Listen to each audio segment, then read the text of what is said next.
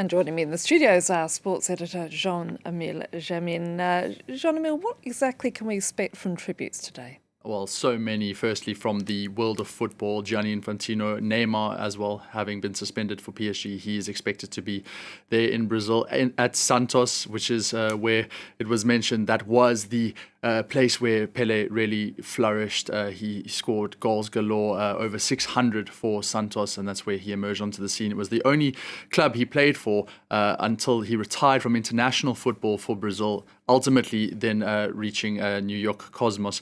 But in terms of today, absolutely, the wake is going to start at 2 p.m.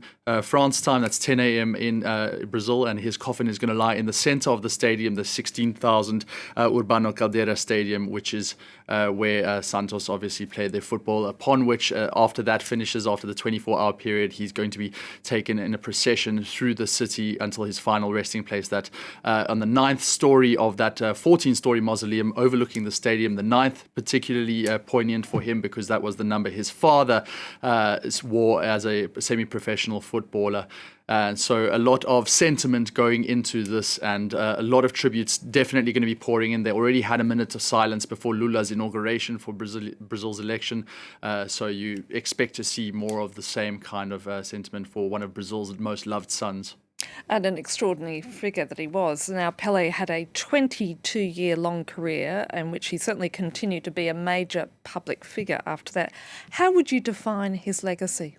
Complicated but immense. I think that in terms of him as a player, I mean, he was Mr. World Cup. He's the only player in history to have won 3 World Cups. And he did so scoring as the youngest ever scorer, just over 17 years and 200 days. He scored, in fact, a hat-trick against France in the semi-final of the 1958 World Cup, before going on to score 2 goals against Sweden in the final to lift the first World Cup for Brazil 70 years after slavery was abolished. So in terms of him as a African descendant in Brazil, also it was very important for Brazilians as his legacy off the field. But in terms of on it, he scored 757 goals in 812 games officially, and then unofficially 1,281 goals in 1,366 games. Phenomenal numbers, which are unlikely to be matched, at least in our lifetime, at least those unofficial numbers. But lots of arguments will go, I mean, for the likes of Lionel Messi, Cristiano Ronaldo. But we've got time to ask you this question because in the wake of the World Cup, people are split as to whether there's a place for politics within sports,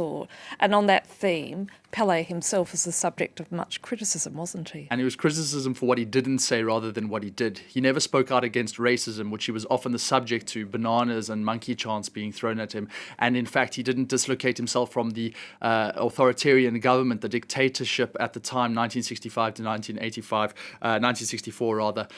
He even was presented the World Cup trophy when they won in 1970 from that regime. So he didn't speak out against it, and as a result, many Brazilians felt a little bit conflicted in terms of the praise for him, but he'd rather let his football do the talking on the pitch, and that is how he would have wanted to be remembered, at least. Jean-Emile, thank you so much.